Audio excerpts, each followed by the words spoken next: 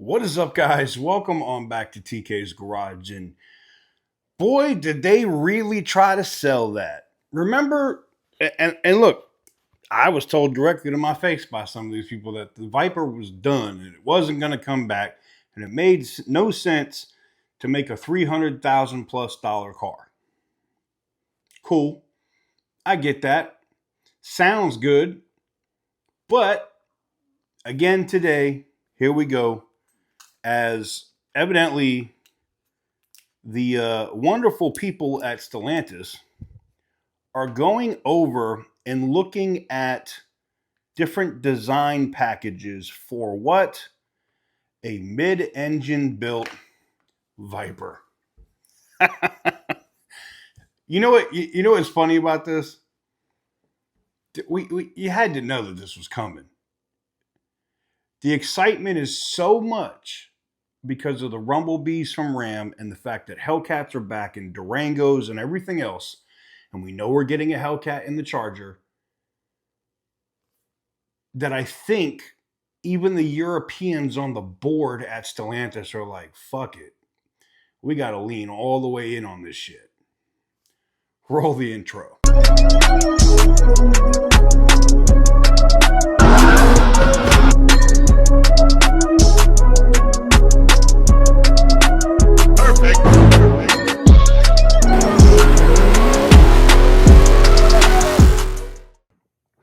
All right, guys, the Durango Hellcat giveaway is active with extra entries. This one is a little bit different than stuff we've done in the past. Not only does it come with the Durango itself, which is already dope as hell, but we're also including a trailer and a 1973 Plymouth Satellite that actually runs and drives. It's going to need a little bit... it's going to need a little bit of work. And that's the whole thing about it. The Durango is cool. You can daily drive that thing, do what you need to do. And the Satellite is something that you're going to be able to build, or just keep it the way it is and keep it as an old school classic. But anyway, extra entries are up on it now for you to win that package. Link in the description is down below, tk'sgarage.bigcartel.com.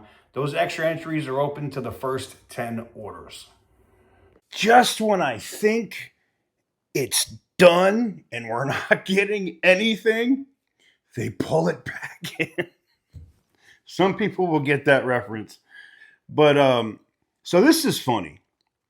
So I get hit up from one of my sources today. They're in Europe and they work with the board of directors. And they said, TK, you're not going to believe this, man. You know, you were right. You and Butter were right about the Viper-esque car, aka the Copperhead.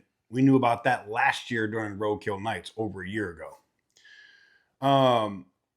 Come to find out that that car actually is the Copperhead. It's not a Viper. Cool. Okay. And then we started getting like internal stuff where they were talking about repurposing a Maserati MC20, not the car itself, but like the bones, right? To mid-engine that, and you know, put a Viper basically on that body. Now, the only way the Viper comes back, I think, is if you know they V12 it or they bring back a V10. Now we know, and here's the thing: the executives aren't lying to you. You got to understand. When they, especially my friends that are in the press, when you guys are like, and I got off the phone with somebody today who's works at a massive publication. It's not even just car stuff. They do like real news, like world events and shit. And he's like, how in the F? He goes, I went over, he goes, I thought it was like all bullshit. He goes, but how in the F do you and your friends get so much of this shit right over and over and over again, and you're like 4 to 5 months ahead of anybody else in car media? And I was like, because we pay attention and I look at what's going on in the market. I don't look at just getting sources from somebody in the factory. I go through everything. I look at part suppliers. Are there any anomalies? Is the company buying shit that they don't normally buy? Okay, there you go. I'm giving away tools to the game, which I really shouldn't do. But I look at part suppliers, and believe me, the suppliers make good money, but the security at the part suppliers is worse than it is at Stellantis. And believe me, the security at Stellantis sucks. Not taking shots at their security guys. I'm just saying, like, there's a lot of loose lips in there, so they sink a lot of ships. So it just is what it is. And there's really no way to plug all those holes. I mean, they could do it. It's going to take years to get all that stuff where it is. But um, needless to say, you know, when we were hearing stuff about MC20 stuff, there were people that work in molds and stuff. And how do I say this without getting somewhere in trouble? I gotta be careful. These people are in Europe, but then I also got a weird thing from somebody in Canada and somebody at the old VIPER factory, if that's what you want to call it, in Detroit or Michigan. I don't know if it's in Detroit proper, but they were basically like, hey, this has been ordered from here in Italy, and this just got shipped here to, and I was like, huh, the hell are they doing with an MC20? A bare bones MC2. Duh. They were gonna build a VIPER prototype. Now, could they have taken the MC20 bones or maybe used that and then built a different platform from that is now the Copperhead? That is very likely. That could have happened. Copperhead's not mid-engine though, not from what I've seen. So I don't know. But I am hearing that, again, this European source who's accurate as hell, they're the ones that told us that the TRX is coming back. They're the ones that told us that we were definitely getting a Hellcat in the Charger. And they were telling us this during Roadkill last year. That's why it was funny. If you look at the interview that Butter did, me and him and OC Motivator are in there with Matt, with the CEO of Dodge. It's funny where Matt was just kind of like, obviously they're not going to say, but it's also cool. We were able to have frank and just open discussions, having a beer or two after the show thing is over in the VIP section. And it's cool to be around, having that conversation with the executives. And I'll give Tim credit. Tim did say it doesn't fit our brand to come out with a $300,000, $350,000 VIPER. I get it. Things may have changed since last year. The ZR1X has fucking embarrassed the demon. It's not even like it. That's bad. On street tires, that's not a good look. Okay.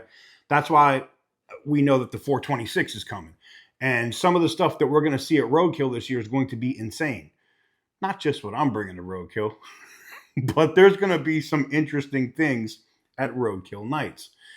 Now, the biggest thing here that I think is huge is the fact that, okay, if they're looking at different body designs or they're trying to, get a consensus on a body design, means they put this thing back in development, which, by the way, also heard from my European people. And remember when I said that I published some of that stuff about the Charger Ute?